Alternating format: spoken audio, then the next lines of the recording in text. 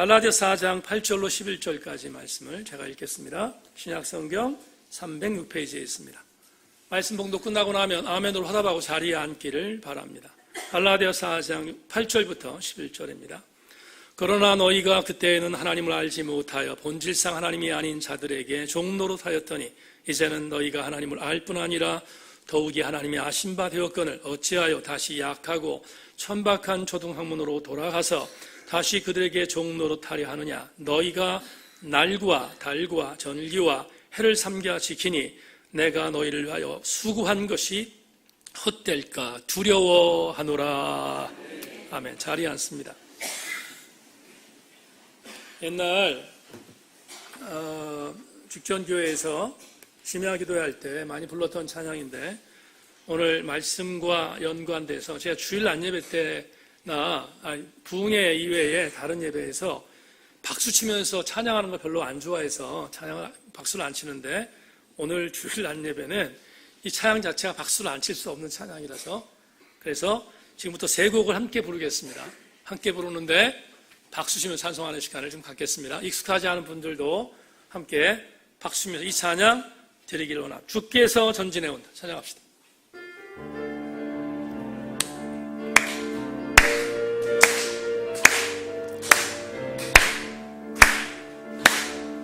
주께서 전진해 온다. 그의 강한 승리에 그의 영광 찬란하게 비치네. 다시 한번 주께서 전진해 온다. 그의 강한 승리의 군대 그의 영광 찬란하게 비치네. 찬양하세 승리의 노래 주 찬양 승리의 찬양 누가 당할소가 주님의 군대 우리 대장 되신 구주 예수 나 주님의 뒤따르면 누가 당할소가 주님의 군대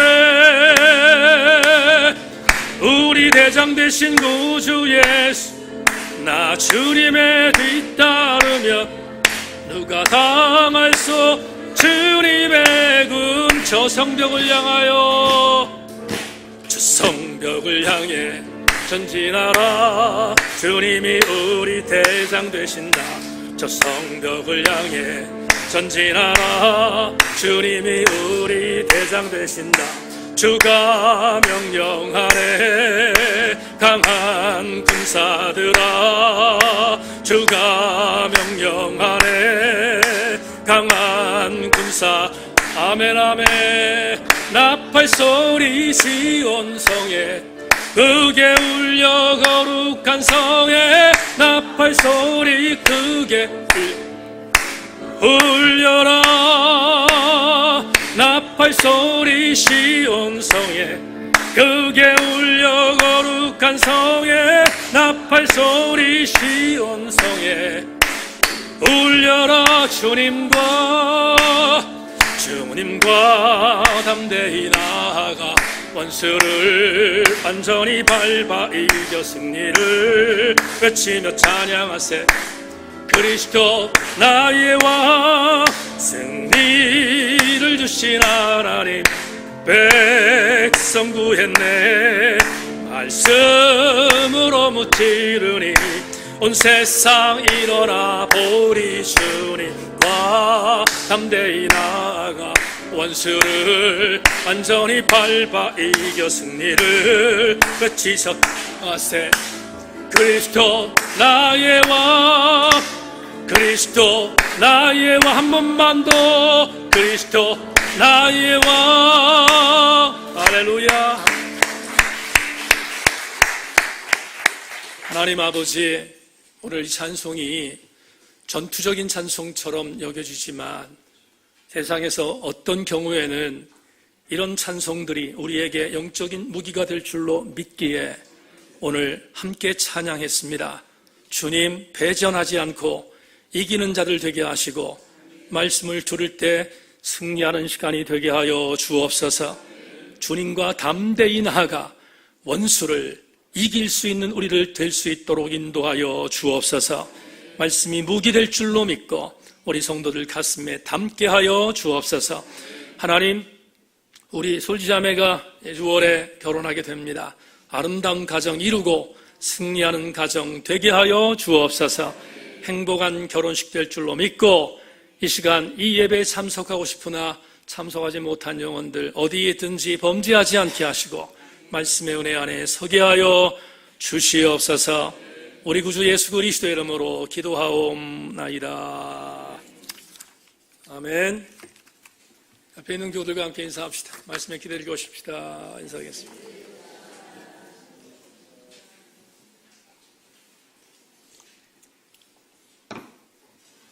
김길순 집사님, 하나님이 힘주실 줄로 믿고 오늘 여러분과 갈라디아서 23번째의 말씀의 제목으로 물러서면 되겠습니까? 이런 제목 갖고 말씀의 은혜를 좀 나누겠습니다. 오늘 설교 제목이 물러서면 되겠습니까? 라는 제목이라서 제가 한 5, 6년 전에 우리 교우들과 함께 열심히 불렀던 찬양 한번 불러봤습니다. 괜찮죠? 예. 성경 66권 가운데서 제가 좋아하는 성경 구절 두 구절을 읽으면서 설교를 시작하겠습니다. 먼저 히브리서 10장 38절을 자막을 통하여 주목해 주시길 바랍니다. 나의 의인은 믿음으로 말미암아 살리라. 또한 뒤로 물러가면 내 마음이 그를 기뻐하지 아니하리라 하셨느니라. 우리는 뒤로 물러가 멸망할 자가 아니요 오직 영혼을 구원함에 이르는 믿음을 가진 자니라. 다 같이 아멘. 히브리서 10장 38절은 제가 특별히 주목하는 구절 중에 하나입니다. 한 구절을 또 소개하겠습니다. 디모데전서 4장 15절을 읽겠습니다. 이 모든 일에 전심전력하여 너의 성숙함을 모든 사람에게 나타나게 하라. 개역개정판으로 읽었는데 개역판으로 다시 한번 읽어드리겠습니다. 이 모든 일에 전심전력하여 너의 진보를 모든 사람에게 나타나게 하라. 그렇다면 디모데전서 4장 15절과 히브리서 10장 38절을 통하여 공통분모를 하나 찾을 수 있을 것 같습니다. 그것은 적어도 그리스도인이라는 이름을 갖고 있는 자라면 어떤 일이 있어도 앞으로 전진해야지 뒤로 후퇴해서는 안 된다는 성경적인 권면일 것입니다. 이 권면대로 우리 세인 공동체의 지체들은 앞으로 나가고 또 전진하고 후퇴하지 않는 우리 교우들이 되기를 주의 이름으로 축원합니다. 무엇보다도 뒤로 물러서는 일이 없어야 되겠는데 하나님이 기뻐하지 않는 일에 뒤로 물러서거나 하나님께서 원하지 않는 일에 야합하여 뒤로 물러서는 일이 없도록 특별히 우리는 주목해야 할 것입니다. 우리나라의 개신교 가운데서 가장 많은 교회 수를 갖고 있는 한 교단에서 몇 주 동안 아주 좋지 않은 소식이 들려왔습니다. 그 소식은 그 교단의 세습의 문제와 이모저모의 교회 일탈에 대하여 쓴소리를 하는 몇몇 목회자와 단체를 향해서 이단적인 사상이 있음을 알고 조사하라는 명령이 그 교단의 총회 차원에서 하달되었습니다. 그 명령을 인터넷 뉴스를 통해서 보면서 참 가슴이 아팠습니다.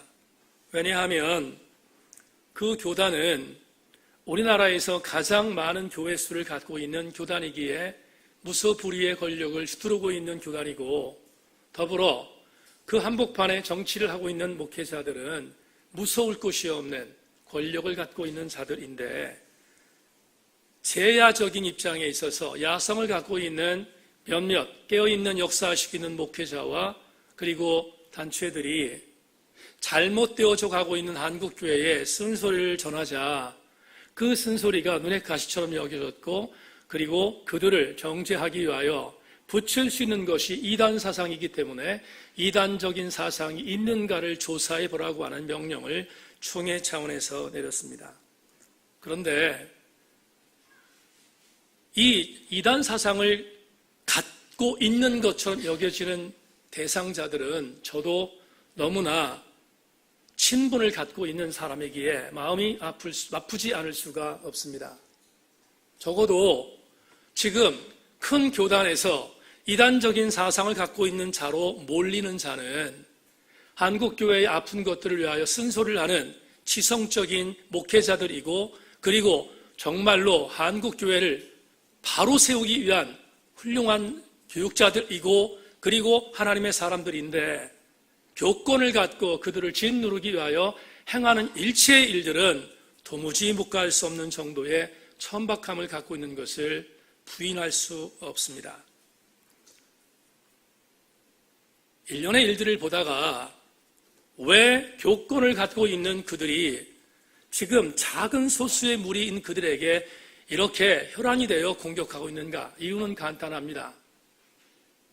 우리가 갖고 있는 권력에 대하여 도전하지 말라는 것입니다. 그리고 우리가 행하는 일체의 것들에 대하여 훈수 두지 말라는 것입니다. 우리가 어떤 일을 하든 간에 우리의 권력에 대하여 촛불이는 일에 대해서 용서하지 않겠다는 일로 그들은 바로 몇몇 소수의 사람들을 압박하고 있습니다. 그러나 저는 개인적으로 핍박받고 있는 그들을 응원합니다. 왜 그런가 하면 그들이 있기에 한국교회는 지금이라도 이 정도라도 버티고 있다고 믿기 때문입니다. 저는 30년 동안 목회하면서 목회 철학을 갖고 있습니다. 뭔가 하면 이건 저의 개인적인 목회적인 고집이며 목회적인 철학입니다. 물러설 요량이 없습니다. 무엇인가 하면 이것입니다. 하나님이 아니라고 하신 것은 아닌 것입니다. 반대로 하나님이 맞다라고 하면 맞는 것입니다. 이 두 가지의 사상에 대하여 토를 다는 것은 비성서적이며 비신학적이기에 어떠한 교권과 물리적인 힘을 갖고 있는 사람이 있다 할지라도, 그들이 그것을 요구한다 할지라도 이 싸움에서는 절대로 저 역시 물러설 태도가, 물러설 생각이 전혀 없습니다. 그런데 한 목회자의 개인적인 오기인가? 그렇지 않습니다. 왜냐하면 오늘 우리가 나누는 갈라디아 23번째 강해의 본문 속에 바울이 갖고 있었던 바울의 신앙 역시 저와 동일하기 때문입니다. 오늘 우리는 본문을 통하여 바울이 절대로 물러서지 않았던 한 중요한 영적인 팩트에 대하여 함께 공부하며 나누기를 원합니다.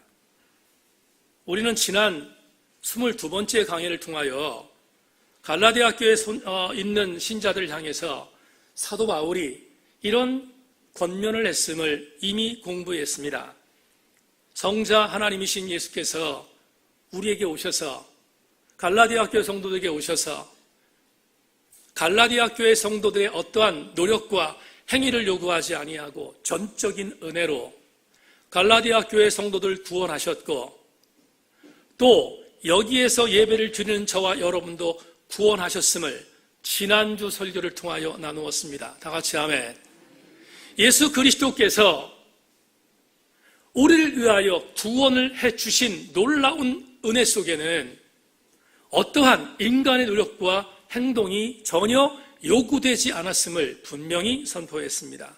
뿐만 아니라 이것도 은혜인데, 우리는 지난주 함께 생각했던 은혜 중에 하나님은 성자 예수님을 우리에게 보내주셔서 값없이 구원해 주신 은혜 플러스 또 하나 성령도 같이 보내주셔서 우리가 예수 그리스도를 믿고 예수 그리스도를 주라고 고백하며 예수 그리스도를 아빠 아버지로 부를 수 있는 특권까지 주었으며 우리는 자녀된 신분을 얻었다는 사실까지 지난주에 함께 공부했습니다.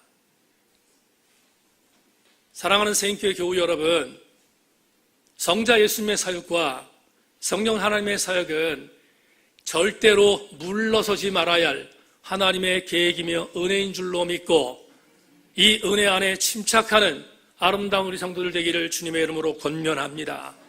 그런데 오늘 본문은 조금은 우울한 내용들이 포함되어져 있습니다. 이렇게 하나님의 전적인 은혜로 말미암아 구원받은 우리들인데 우리는 신분이 변화되어 적어도 하나님의 양자가 되어지고 예수 그리스도로 말미암아 상속자가 된 놀라운 은혜를 받은 사람임에도 불구하고 오늘 본문의 갈라디아 교회에서 이미 예수 믿어 구원받은 자들이 예수의 그 은혜를 저버리고 다시 옛날의 습관으로 돌아가고 있다는 사실을 지적하고 있음을 오늘 본문에서 우리가 보게 됩니다. 오늘 본문을 직접 여러분과 함께 나누기를 원합니다. 8절을 주목해 주십시오. 8절부터 10절까지를 제가 읽겠습니다. 그러나 너희가 그때는 하나님을 알지 못하여 본질상 하나님이 아닌 자들에게 종노릇하였더니 이제는 너희가 하나님을 알 뿐 아니라 더욱이 하나님이 아신 바 되었거늘 어찌하여 다시 약하고 천박한 초등학문으로 돌아가서 다시 그들에게 종노릇하려 하느냐. 너희가 날과 달과 절기와 해를 삼가 지키니. 본문을 추석하겠습니다. 8절에 기록되어 있는 본질상 하나님이 아닌 자들이 누구입니까? 마땅히 갈라디아 지역에 있었던, 갈라디아에 있었던 이방 백성들이 섬겼던 우상들입니다. 그래서 성경을 보면 이 우상들에 대한, 이 신에 대한 단어는 영어 성경에 소문자 G라고 하는 단어로 God라고 하는 단어를 사용했음을 알 수 있습니다. 아무것도 아닌 존재, 우상들이었던 이들을 섬겼던 것이 갈라디아 교회 신자들 중에서 이전에 예수 믿기 전에 이방의 신들을 섬겼던 바로 그들의 자화상이었습니다. 그런데 이랬던 자들, 본질상 하나님이 아닌 아무것도 아닌 우상들에게 절했던 그들이 말씀드린 것처럼 전적인 하나님의 은혜로 예수 그리스도를 구주로 영접하게 되었고 그들이 구원받게 되었음을 우리는 살폈는데 이들이 그런 은혜를 받은 뒤에 오늘 8절에 9절에서 뭐라고 바울이 말합니까?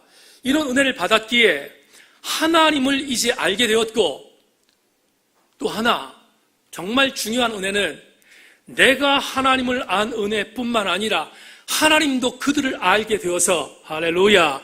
그래서 하나님이 알게 되신 그 은혜 때문에 살아가도록 만든 주의 은혜가 있었음을 분명히 9절 전반절에서 갈라디아 교회 성도들을 향하여 사도 바울이 선포하고 있습니다.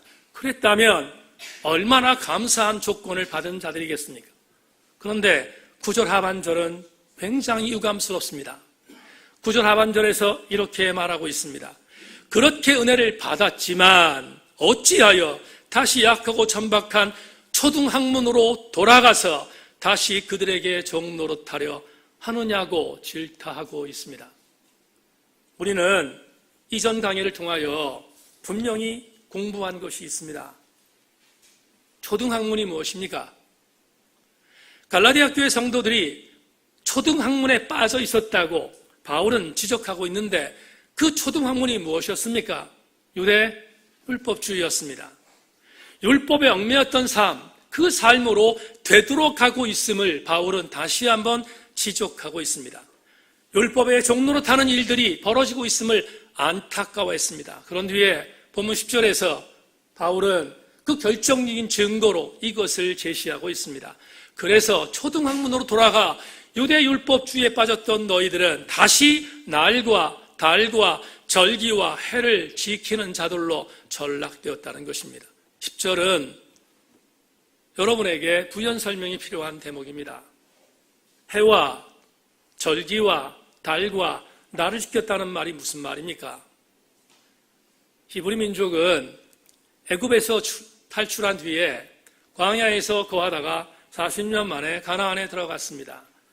그런데 하나님께서 모세를 통하여 이스라엘 신앙 공동체를 구원시킨 뒤 이스라엘 신앙 공동체만이 갖고 있는 영적인 자존감을 되살리도록 만들기 위하여 3가지의 절기를 지키게 했습니다. 소위 말하는 이스라엘의 3대 절기입니다. 첫째, 유월절입니다. 유월절은 아시는 것처럼 애굽에서 탈출할 때 구원받은 이스라엘 백성들에게 감사하라는 절기입니다. 이것을 신학적으로 해석하면 어린 양 예수 그리스도께서 오셔서 그분의 피를 통하여 우리가 구원받는다는 것을 상징적으로 기념하는 절기가 유월절입니다. 둘째, 오순절이 무엇입니까? 예수님께서 이 땅에 오셔서 십자가 못 박혀 돌아가셨고 우리를 구원하신 뒤에 다시 부활하셨습니다. 그리고 부활하신 뒤 하나님 나라의 우편에 올라가 계십니다. 그런데 그 과정 속에 하나님의 아들이 해야 할 일들을 대신하도록 만들기 위해 보내주신 보혜사 성령님이 계십니다. 그 성령님께서 활동하는 내용에 대한 것들을 상징하는 것이 오순절인 것입니다. 마지막 세 번째, 초막절이 있습니다. 초막절은 때가 되어 이스라엘 신앙 공동체를 위하여, 아니 구원받은 하나님 백성들을 위하여 다시 오실 예수 그리스도, 재림하실 예수 그리스도를 상징하는 것이 초막절입니다. 그렇다면 유월절과 오순절과 초막절의 공통 분모가 있습니다. 모두가 예수 그리스도와 관계 있는 절기입니다. 예수 그리스도를 통하여 구원받은 자들은 구약에서 선포했던 절기에 연연하지 말고 예수 그리스도를 믿음으로 말미암아 세계의 절기를 지키는 셈이 되었다는 것을 사도 바울이 분명히 선포하고 있으며 뿐만 아니라 예수 그리스도 그것을 인정했습니다. 그런데 문제가 무엇입니까? 오늘 본문에 있는 갈라디아 교회에 있었던 배교한 성도들, 배교한 신자들은 다시 유월절과 오슬절과 그리고 초막절을 지키는 옛 그 숲으로 돌아갔음을 오늘 바울이 본문에서 지적하고 있습니다. 왜 그랬을까? 예수 그리스도를 떠난 자들은 유대율법으로 돌아갔기 때문에 오늘 본문 10절은 우리에게 충분히 이해되는 구석입니다. 그러다가 대단히 중요한 한 구절, 오늘 여러분에게 이 11절 마지막 절이 오늘 설교의 핵심 포인트이기에 11절은 주목해야 합니다. 11절 보겠습니다. 다 같이 이 11절은 같이 읽습니다. 시작. 내가 너희를 위하여 수고한 것이 헛될까 두려워하노라. 아멘.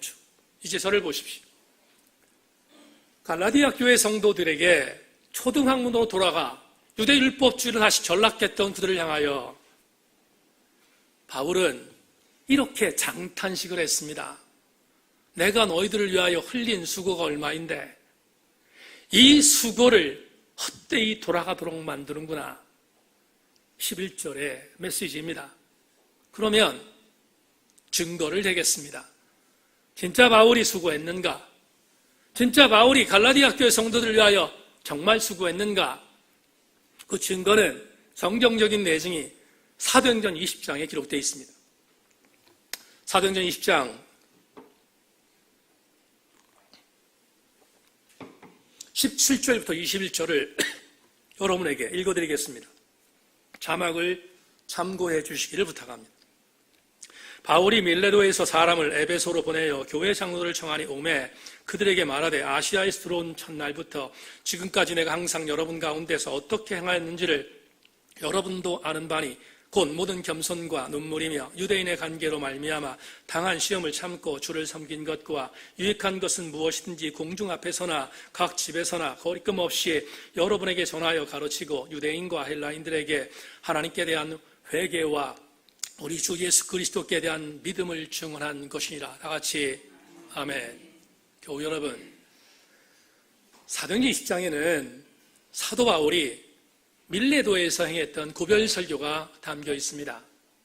아시는 것처럼 제1차, 2차, 3차 전도 여행을 무사히 마쳤던 사도 바울은 로마의 가이사 앞에 서야 한다는 명령 때문에 가이사에게 가기 위하여 로마로 갈 수 있는 길은 예루살렘으로 올라가는 길밖에 없었습니다. 왜냐하면 예루살렘에는 이미 사도 바울이 변절하여 유대 신자여서 그리스도교로 믿었던 사람으로 변질되어져서 그를 죽이겠다고 의왕거리던 사람들 한 40명 정도가 예루살렘에서 기다리고 있었기 때문입니다.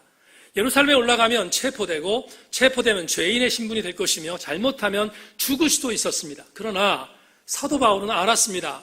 예루살렘에 올라가야 죄수가 되어지고 죄수가 되면 로마 시민권을 갖고 있었던 사도 바울은 본인이 로마로 갈 수 있는 유일한 방법이 그것인 것을 알았기에 죽기를 각오하고 예루살렘으로 올라가게 된 것입니다. 그런데 올라가기에 앞서서 배를 타기 위해 밀레도 항구 앞에 섰습니다.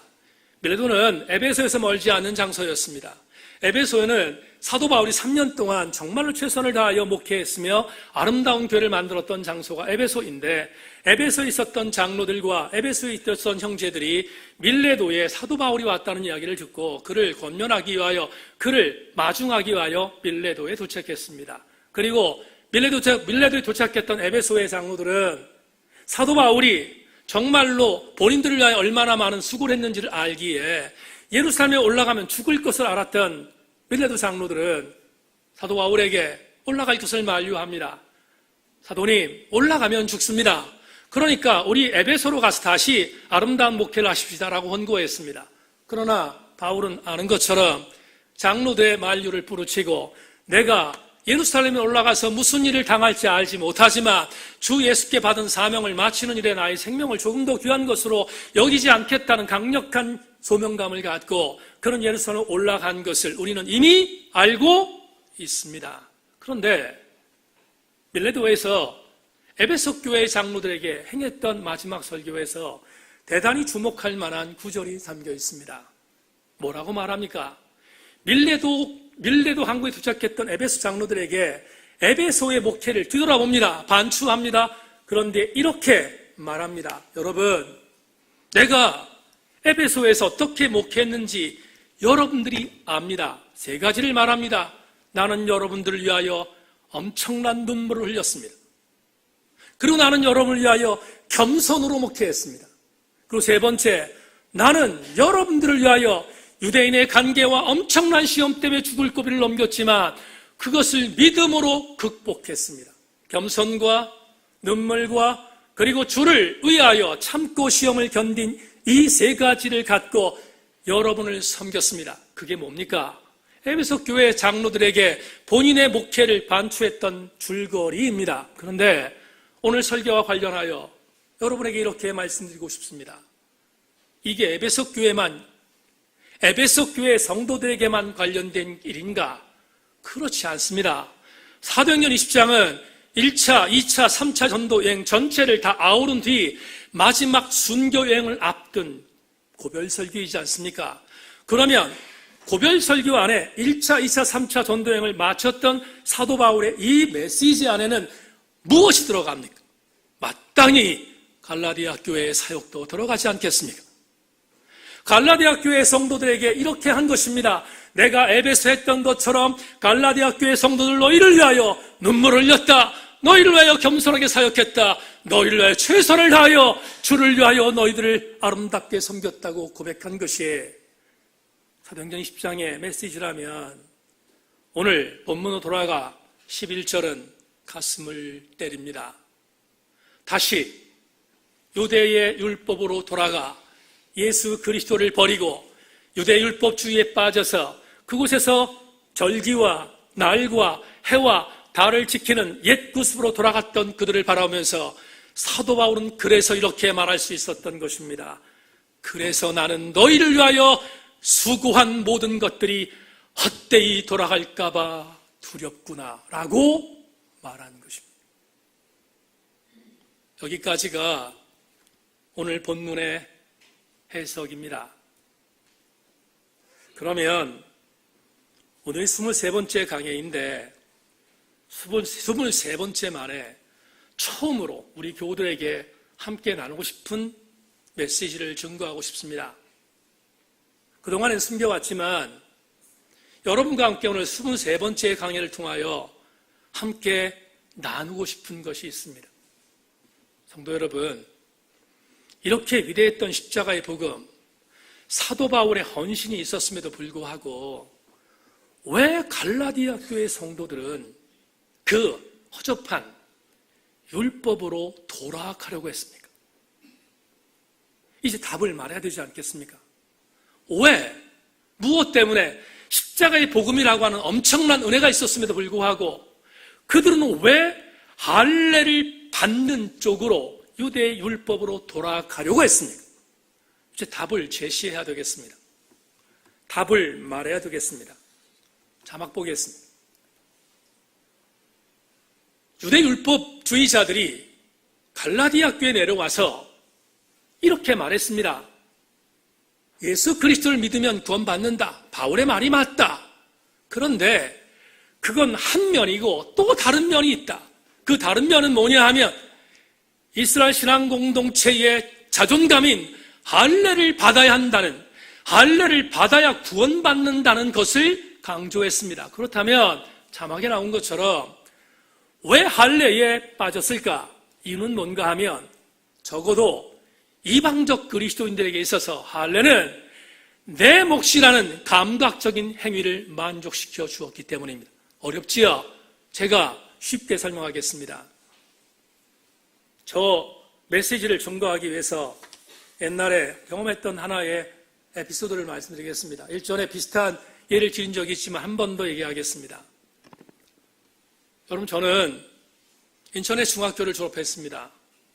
제가 졸업한 중학교에서 공부를 마치고 나오면 지금 같으면 난리가 나겠지만 그 당시에는 그게 아무렇지 않은 일이었는데 수업을 마치고 밖으로 나오면 바깥의 정문에 야바위꾼들이 기다리고 있었습니다. 장사하는 장사치들이 얼마나 많은지 모릅니다. 근데 눈에 띄는 것은 우리가 그때 중학생 때니까 아주 감각적인 그리고 말초신경적인 것들에 귀를 기울이고 있을 때였는데 야바위꾼들이 하는 일들이 있었습니다. 탁자를 놓고 거기에 컵을 3개를 놓습니다. 그런 뒤에 그 컵 3개의 한쪽에 주사위를 집어넣습니다. 주사위를 집어넣고 현란하게 움직입니다. 현란하게 움직이면서 야바위꾼들이 학생들인 저희들에게 요구했던 것이 있습니다. 주사위가 있는 컵을 맞히면 3배, 돈 넣고 3배입니다. 그런데요, 지금 어렴풋하게 기억나는 것이 이것입니다. 첫 번째, 두 번째는 맞춰요. 왜 그런지 아십니까? 수법입니다. 그 야바위꾼들이 맞히도록 흔들어요. 그런데 3번째, 4번째, 5번째는 이기는 친구들이 없었습니다. 몽땅 털렸습니다. 야바위꾼들이 얼마나 수준이 높으냐면 우리들이 그런 현장을 보고 감각적으로 유혹받게 만드는 정도의 수준까지 올라갔습니다. 그래서 저는 안 그랬어요. 저는 안 그랬지만 친구들 중에 상당수가 털렸습니다. 근데 지금 기억에 이런 기억이 있습니다. 그 친구들이 얼마나 억울하겠어요. 학생들이 무슨 돈이 있습니까? 중학교 때 부모님들에게 용돈 받은 거 다 털리고 갑니다. 근데 이상합니다. 저 같으면 잠이 잘 안 올 텐데, 나 같으면 돈 털린 것 때문에 속상해서 잠이 안 올 텐데 제 친구들 중에 상당수는 탁탁 텁니다. 그리고 쿨하게 가요. 재수 없이 당했다는 거예요. 여러분, 왜 쿨했을지 아십니까? 이유가 뭔지 아십니까?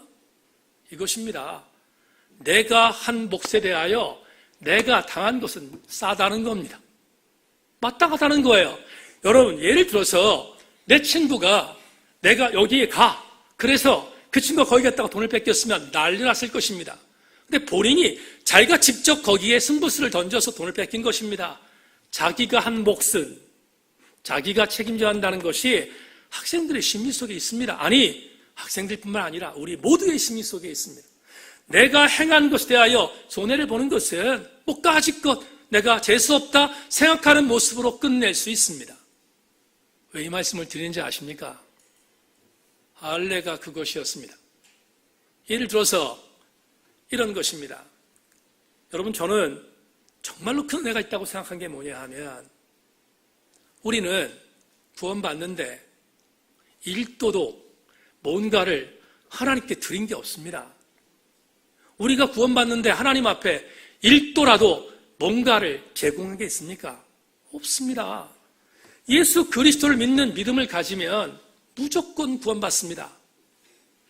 쉽습니까? 어렵습니까? 쉽습니까? 어렵습니까?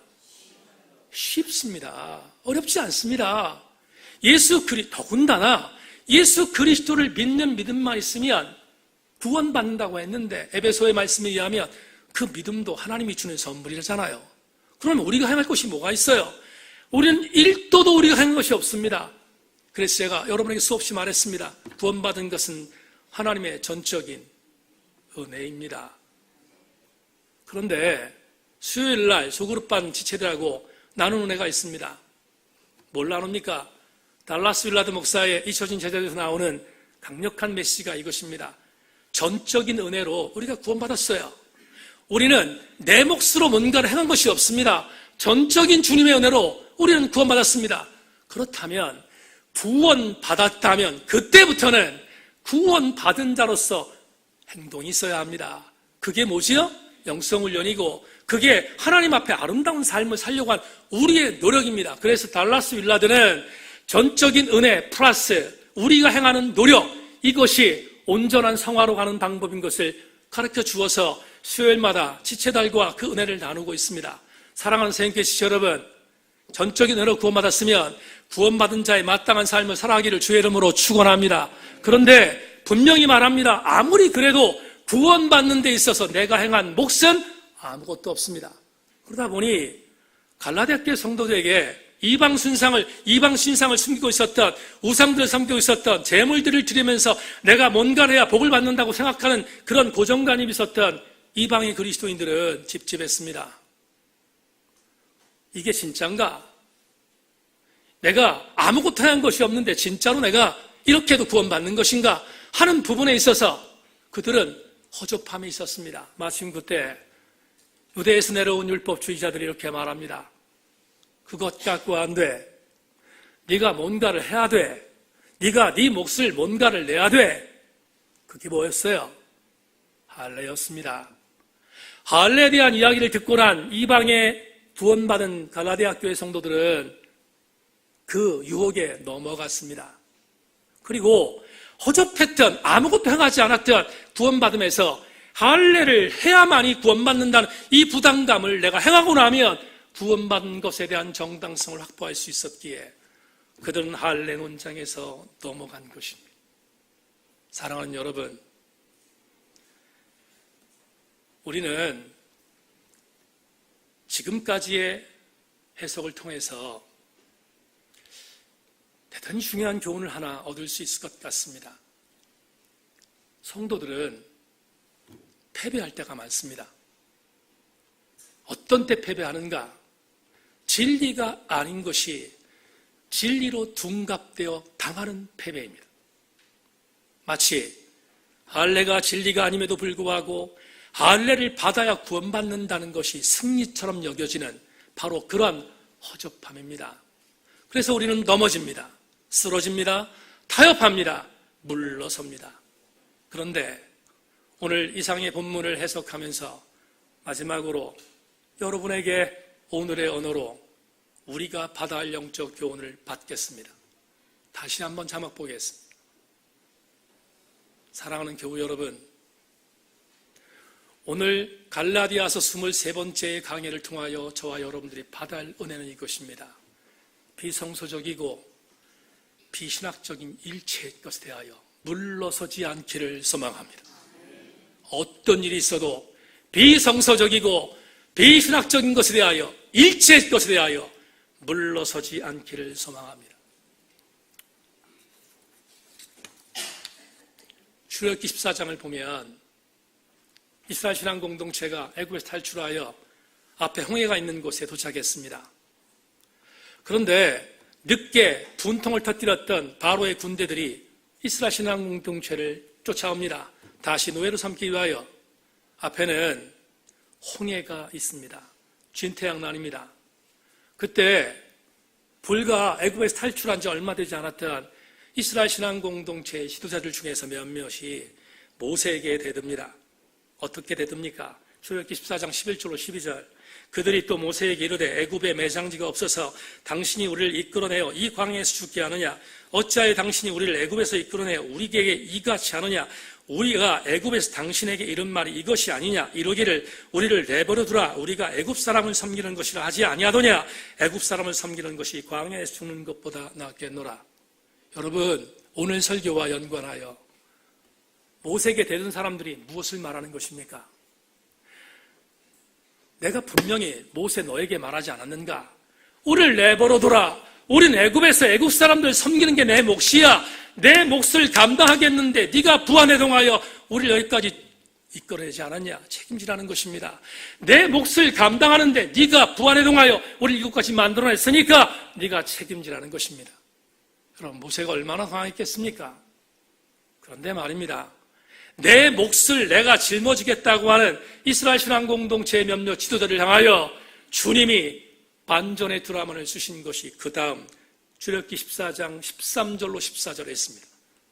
모세가 백성에게 이르되 너희는 두려워하지 말고 가만히 서서 여호와께서 오늘 너희를 위하여 향하시는 구원을 보라. 너희가 오늘 본 애굽 사람을 영원히 다시 보지 아니하리라.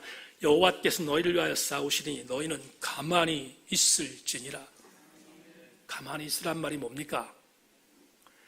가만히 있으라는 말이 어떤 것으로 들립니까? 네 몫을 갖고 네 몫을 책임지겠다고 하지 말라는 말이에요. 하나님은 이렇게 말합니다. 내가 너희를 구원하는 것은 니들의 몫이 아니야. 내 몫이 나는 것. 하나님의 몫을 갖고 시비 걸지 말라는 거잖아요. 지금 이 말씀이. 여러분, 할례가 뭡니까? 할례는 내 몫을 들여서 구원받겠다는 것입니다. 그걸로 돌아가는 것은 진짜로 하나님 앞에 여러분 시비 거는 것이잖아요. 그러면 오늘 저와 여러분들은 가슴에 담아야 할 것이 있습니다. 은혜로 구원받았다면 내 몫을 포기하고 하나님의 몫을 기다리는 것이 진짜 신자의 도리이지 않겠습니까?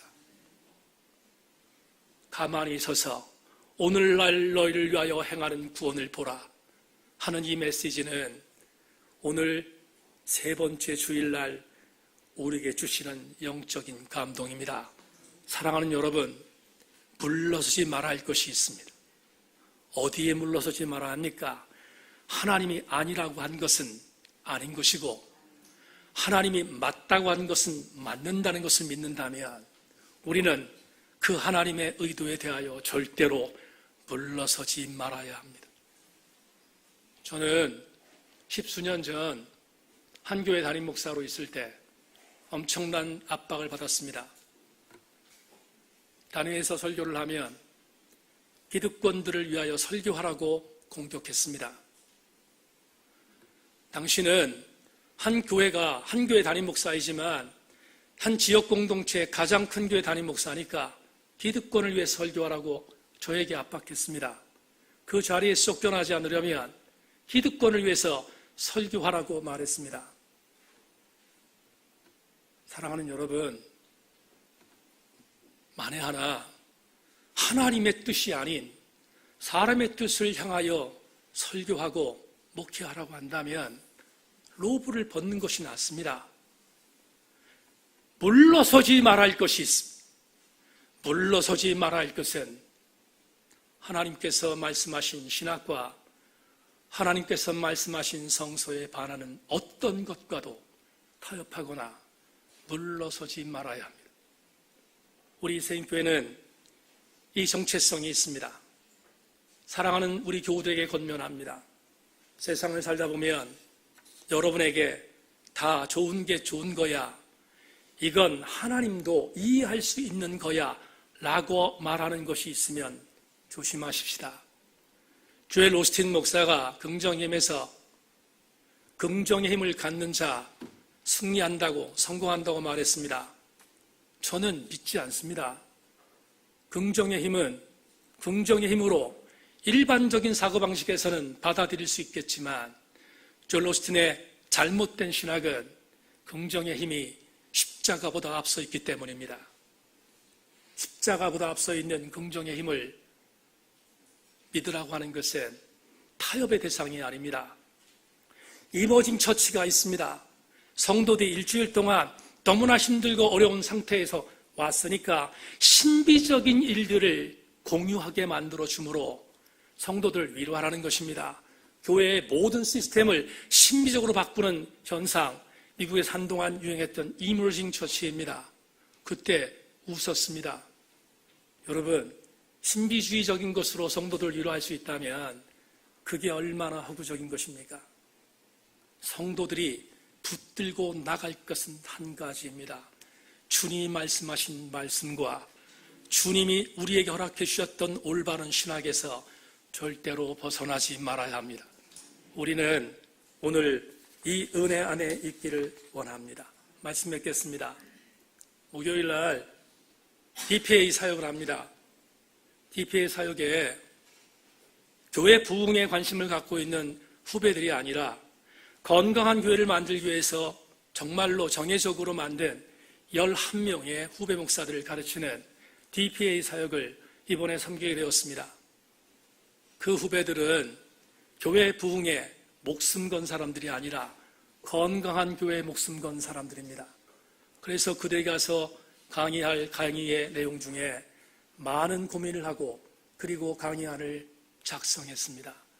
그리고 그들에게 강의할 맨 마지막 문구 하나를 여러분에게 소개하며 설교를 맺겠습니다. 목요일 날 정말 건강한 교회를 위하여 수고할 후배들, 그리고 오늘 세인교회 성도들도 같은 맥락으로 들어야 할 메시지라서 여러분에게 전하고 설교를 맺을까 합니다. 미국의 데이빗 플랜 목사님은 중산층에 있는 교회에서 목회하는 부작교회 목사입니다. 그런데 그는 부작교회 목사임에도 불구하고 그들에게 철저한 헌신을 요구합니다.